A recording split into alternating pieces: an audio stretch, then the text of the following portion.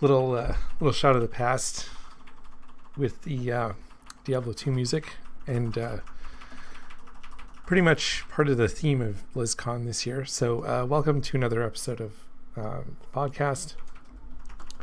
I know it's been like 3 weeks since I did an episode, but that was just because I didn't feel like there was that much else to talk about. I covered all the news and the rumors, and it would have just been really a rehash. So I didn't really feel like there was much else to gain from that. How I'm going to do it is, I don't have a cam this week also. Well, I turned it off anyway. So what I'm going to do is basically go through independently of each game, starting with Diablo 4. Just going to go through what they said and then also give some feedback on it. And I hope this allows me to sign in. It's been a little shoddy lately. Come on, guys. Hello?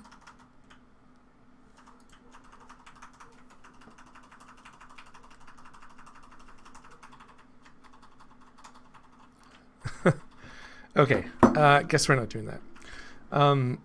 So many apologies for the silence there. But anyway, I was just trying to get into my YouTube account so I could see the chat. We're streaming to Twitch and YouTube right now. So I don't really have a view of the chat for both sites right now. I might actually be able to pull up the chat widget if this actually decides to send. Can you grip me? Can you grip me, Orsina? I don't know why it's doing this.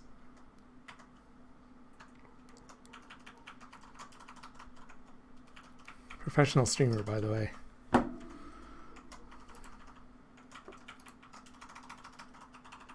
Definitely 100%. Oh, here we go. 100% completely prepared. Well, I am checking my device. Stop.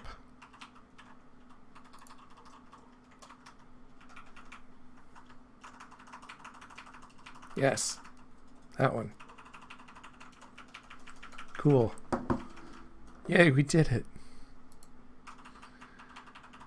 Oh, awesome. All right, the thing I wanted to do has finally decided to function. Now that the thing works, we can proceed. Bueno. If you're listening, just ignore the first 5 minutes. Nothing happened. Anyway, like I was saying, welcome to the show. We're going to be going over the Diablo happenings at BlizzCon. There are a bunch of other games that this indie company produced, whatever. I'm just kidding. There is other news, but not really anything that would interest me or really add to the podcast anyway. So, like I said, we're going to go game by game. And then after I've just sort of reiterated what happened, if you haven't seen it, I'm going to just give my thoughts, basically. So, starting with Diablo 4, lots to cover here. They teased in the last developer update that we were getting a new class. They knew what they were talking about.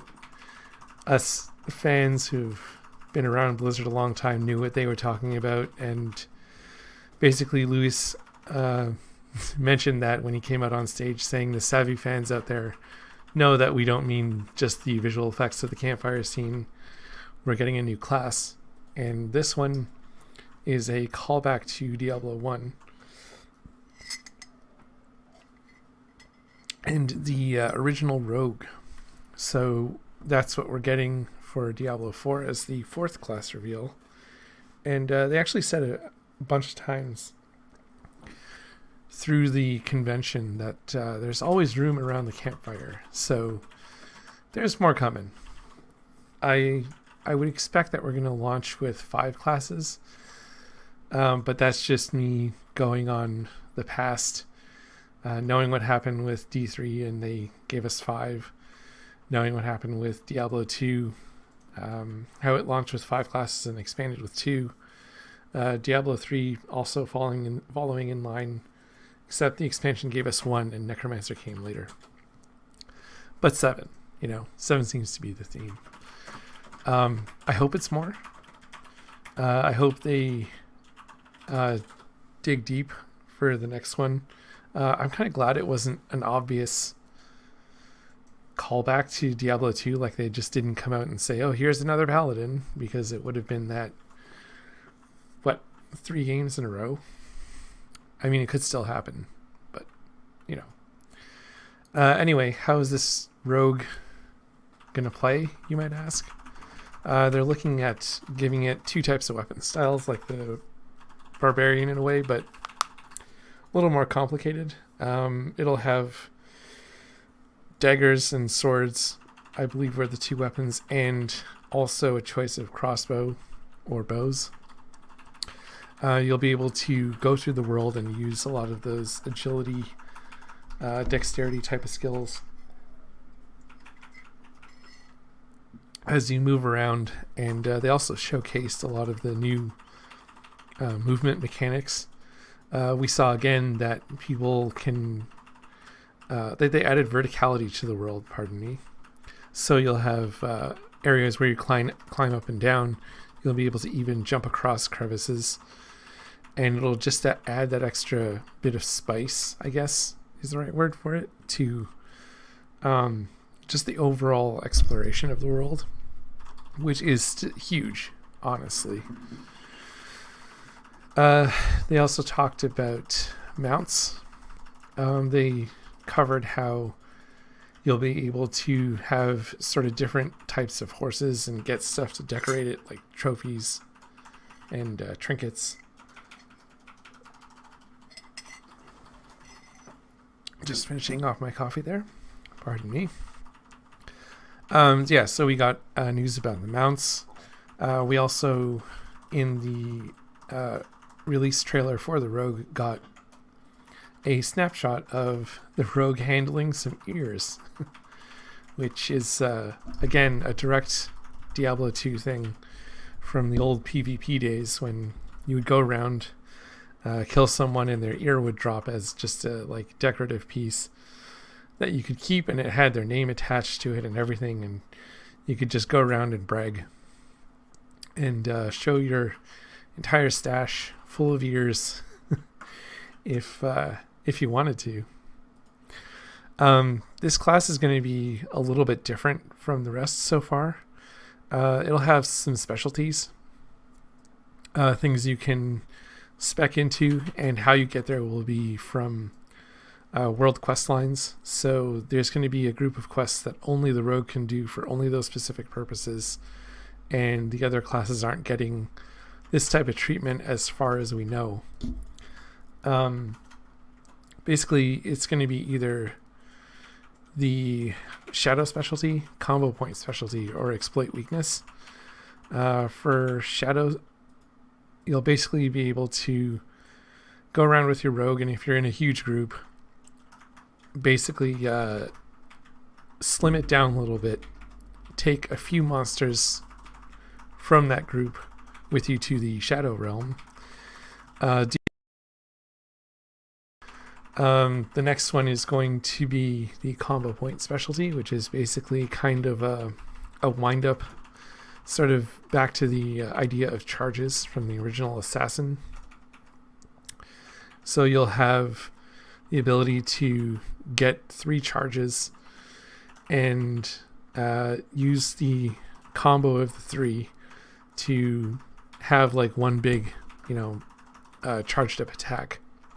And the last one is going to be exploit weakness, which not a whole lot going on that's mechanically dense, but the playstyle is going to be such that you trigger this ability An icon is going to appear above a mob's head, and you'll be able to just swoop in fast and do more damage with a single hit.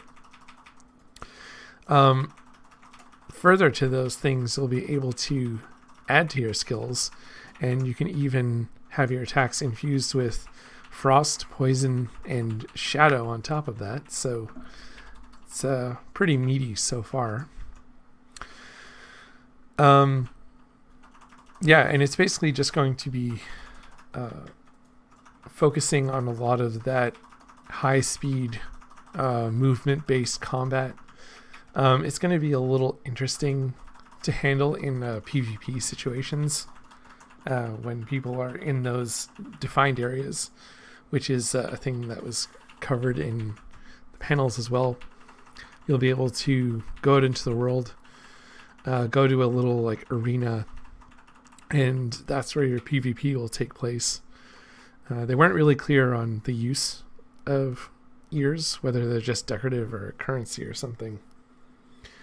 On the note of PvP, in these little areas, when you're fighting other players and mobs, you'll get shards of hate.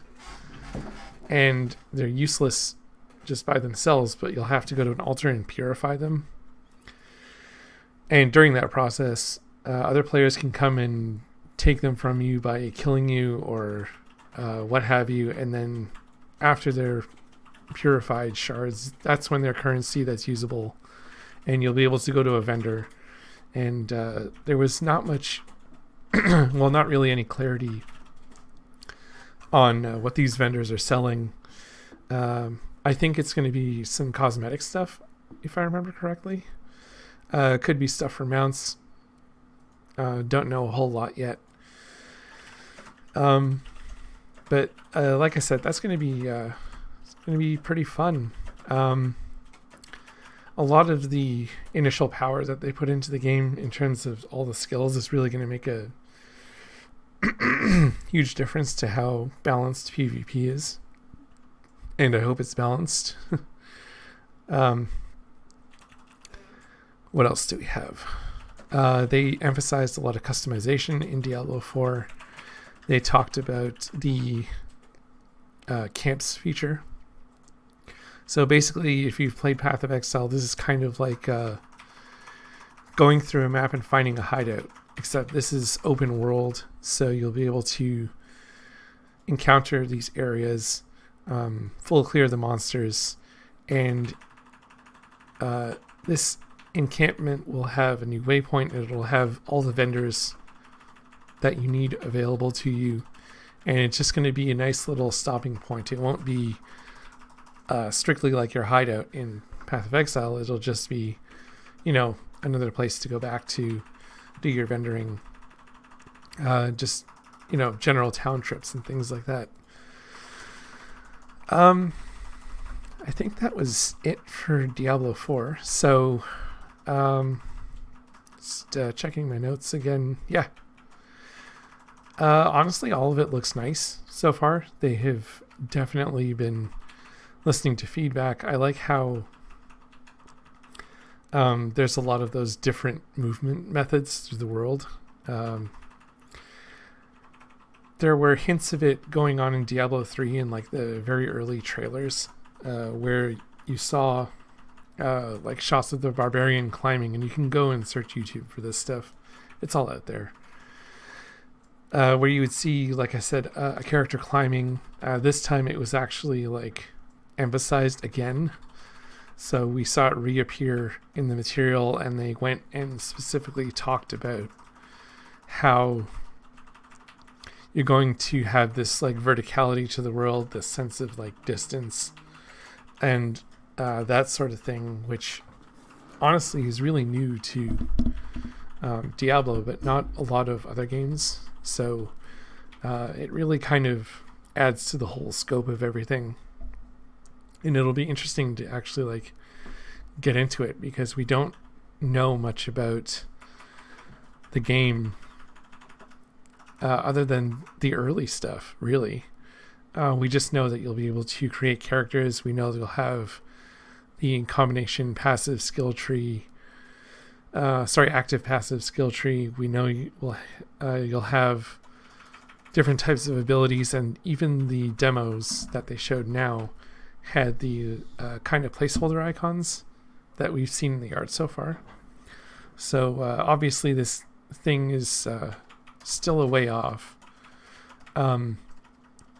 How soon are they going to give us another class? Guessing next year, next BlizzCon.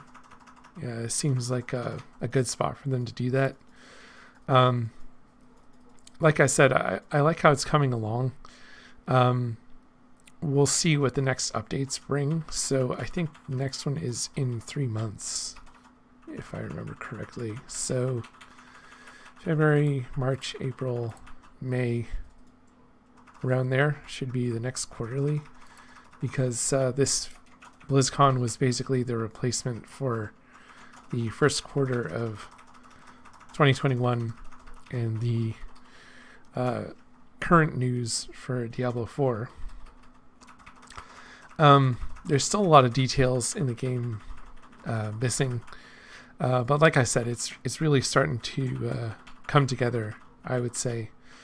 The focus for the BlizzCon was really the rogue, so there was not really any discussion about items, which is fine. They can cover that in a more detailed blog post, and we can always give our feedback, as I have been in the past, and I'm sure they will see it and work with it as best they can. So really excited, and I guess we will see what happens in the next update. So there was another surprise to some anyway that came out during BlizzCon, and that was Diablo 2 Resurrected. So the rumors were true. I was wrong. Apparently this thing had been worked on for quite a while, and overall, before I get into it, I think they've done an amazing job. I think that they really worked with the expectations of people like the purists or the speedrunners that play this game regularly, or just anyone who has gotten far into the end game in the past and just expects Diablo 2 to be a certain way. You know what I mean? Especially mechanically, because that's a lot of what we remember. So how did they do this? They basically much different from Warcraft 3. You'll still have access to the Diablo 2 of old. It's not going anywhere. You'll still be able to get onto the old BattleNet. That's not going anywhere. Diablo 2 Resurrected is going to be a completely separate product. It's going to be on the modern BattleNet, and they tried to address the issue of bots and duping through the game being on the newer BattleNet, and saying that it's a much more secure platform. There's a lot more there to help mitigate all of these small problems that have been a huge part of the current Diablo 2, as most of us know it. And it did take him a long time to really crack down on that. But anyway, let's get into it. So some other features of Diablo 2 Resurrected. The biggest thing I had on my mind was the overall function of the game. Like, are the faster cast breakpoints going to be the same? Faster hit recovery, run walk, things like that. And the answer is yes, in short. What they've done is kept all of the old logic of Diablo 2 and redesigned all of the weapon assets, all of the character assets, using what they could find over time, and have repurposed all of the things that they did have after some exhaustive searching on their end, for sure. to basically remake the game in full 4K. It'll be available on consoles as well, and they've developed a new UI for console players. You'll have cross progression. Cross play, I don't think it's available. But basically, if you want, you can buy it on the Switch, start a character, for example, where it's supported, and then come back to your computer with that copy that you own. And yes, you do have to buy it twice if you're going to do this, unfortunately.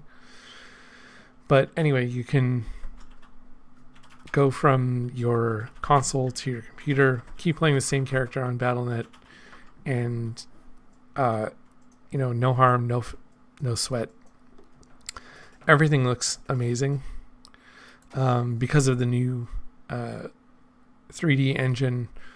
There's dynamic lighting. There's much better weapon and skill effects. So things that have light to them, like fire spells, pop a lot more. Things like unique armor that your character is wearing, you'll be able to see that. And they actually preserved a lot of the original look. They said that their design philosophy was 70-30. Pardon me. 70 being the stuff that they would not change. So a lot of the shapes, a lot of the themes of the old game didn't get touched. And they said that the 30% would be the stuff they elevated. So that's where we'll see a lot of the new lighting. The shiny, more metallic armor, the new potions, the new tones, and things like that. And there's a lot of other improvements that they added, which I'll get into in a moment as well. But all of the timings and breakpoints, after all I've talked about with the engine, are going to be the same. It was a challenge, for sure, and no one expected it to be easy. But basically, since modern games work on time and not frames, they had to retrofit the fact that certain things only had a small window to render. So they've compensated for the 25 FPS on the new frame rate, and were able to translate those movements and breaks into a new skill. Well, more updated look is a better way to put it. There's a lot of gameplay where everything looks honestly really nice. So there's all new mobs as well, and it'll be an adventure. I think it'll be a really nice change, and I'll get to play it probably. Except because who are we kidding? I'm probably going to buy this too. Get to play it in full res. See what the speedrunning experience is like, and just pardon me for one moment.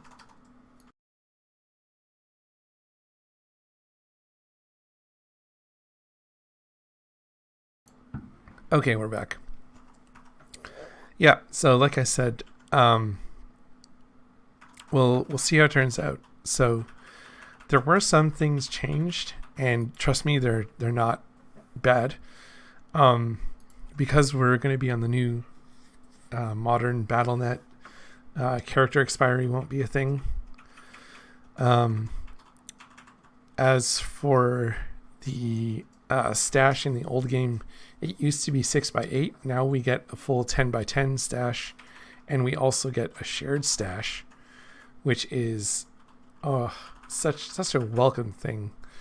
It took basically the remaster to get us a shared stash, which has been a thing in a lot of Diablo 2 mods up to now, that put in that feature and have helped immensely. So it'll be available on the new Battle.net as the resets go on. There's still going to be an offline mode. Obviously, those two won't be able to mingle, and they did also confirm that the remaster will have mod support. So that will be extremely interesting to see what people can do with the new graphics and new engine, and maybe even bring some of the old mods into the new offline mode, and even add more flavor to it. The creator of Pluggy had recently updated his mod to 1.14, which works really well, and we might get something similar for the new Diablo. Maybe there's going to be a port of Path of Diablo. Who knows? There could be even like a new Median XL or Project Diablo 2, which only just started, so I don't think it's going to leave that version, which is the old one, to be honest. And I mean, as an added bonus, it's going to release sometime this year. They said on or before December 2021. You can go to Diablo.com, and there is registration for a technical alpha. So the next wave of invites is going to go out soon, TM. No dates on that. What else do we have? The seasons I mentioned, the ladder resets, pardon me, they're currently 6 months, but the team is going to look at making that shorter. So that kind of introduces the question of whether they're going to further balance the game, really, because there's a 20-year-old meta that's basically pretty well established for this game, for a lot of characters. So people on the old version generally know that you can build a really good smiter for Ubers. You can go build a cold sorceress and maybe have some limited farming locations, but if you really grind some end game gear, you can get that infinity for your mercenary, help break some resistances where possible, that type of stuff. And it also brings about the question of what kind of bugs they're going to fix, if any, because there's a lot of game quirks that exist right now that allow you to do things like get super high tier armor for your mercenary, like the ethereal bug, where getting an ethereal item and adding sockets with your cube will not only add the sockets, but will reapply the ethereal bonus to the armor, therefore way jacking it up. So you have your mercenary who doesn't go by durability, rocking like a 3,500 or 4,000 armor chest, and it just like makes them so much tankier. You know what I mean? So, I was running around with my ethereal bugged fortitude on my mercenary for my Grail. I had my Chains of Honor armor, my Death's Fathom, which I found after a long time, super endgame stuff. That again, they said they really haven't touched those mechanics, so honestly, there's no reason to believe that ebug doesn't still exist. When we get our hands on the alpha, I guess we'll know a little more as well. A thing they've introduced, which is pretty great for the console aspect of it, is an opt-in for auto gold pickup. So much like in Diablo 3, you'll be able to walk by your gold stacks and it'll just vacuum them all up. I'm not sure I'll necessarily opt into that. I might, depending on how things go. But yeah. I think it's definitely something I'm going to try out.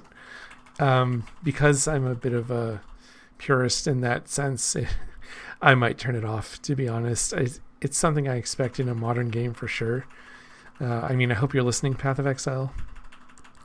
Because with the Harbinger currency and all those shards, cough.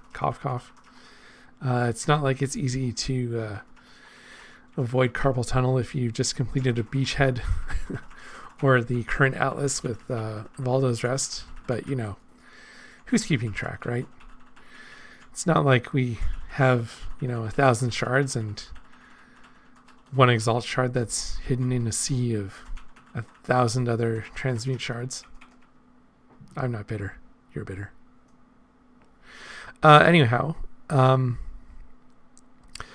thing they've added is an extra feature to the server browser where you can filter by difficulty now. So you can actually look for normal, nightmare, or hell games, even if you've passed those difficulties. Like if you've done nightmare and you're into hell, you want to go back to nightmare to farm some stuff, get some early gear on Mephisto, farm Bale. You can do that now.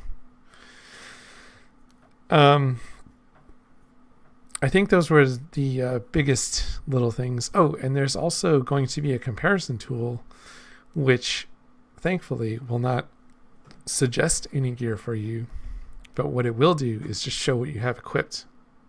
So it'll show, if you're hovering over a ring and you hold shift, it'll just show your equipped rings and the new one. No extra tooltip data, no arrows saying this is more damage, because the items in Diablo 2 are very unique in themselves, and there's too many quirks to how things work, combined with the fact that most classes can use just about everything, that it's not really worth having that info in there. People will also have an advanced stat panel, which another awesome thing. This is just sort of stuff that normal, not normal, modern games have, because they've still left that sort of gameplay mystery, which really helped bring about a lot of the content in Diablo 2, where you would go into the game and, some people to this day don't know about a lot of the crafting options that you could do with the cube that were completely outside of the quest. Like, I even talked about adding sockets, and I'm sure there's people who don't know that, or don't know that you can craft caster amulets, or, blood gloves, for example, and a lot of other really, really useful things that will help you get your breakpoints and stuff like that, and just end up being some really, really high tier end game stuff. And it's going to be nice to see how the shared stash plays into it. Obviously, we only have like one page, so if there's any modders out there, maybe we can have a remastered Grail. Just saying. Unlimited stash. Hope you're listening. Take hints. Take notes.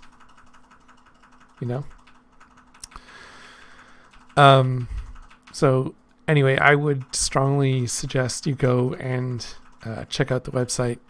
They did a roundtable with Mr. Llama SC, the incomparable for sure, and he asked some very good and very pointed questions about how things would work.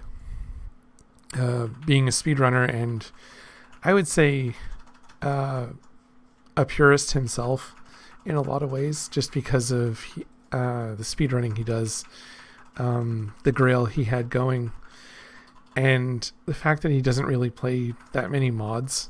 I know he has tried them, but that's not his main cup of tea. But like I said, I would suggest going and watching that as well, because it's a good view into how a lot of the dedicated Diablo 2 players were thinking about this and coming into it, and it takes a lot of lessons from how the Warcraft 3 Reforged thing went, in that they're not cutting off the old client. It'll still be around. Again, different from Warcraft 3, and we'll still be able to enjoy 800 by 600 if we want to, which I don't think I will. I'll have links in the YouTube description about where you can go to find the content I was talking about, including the deep dive panel.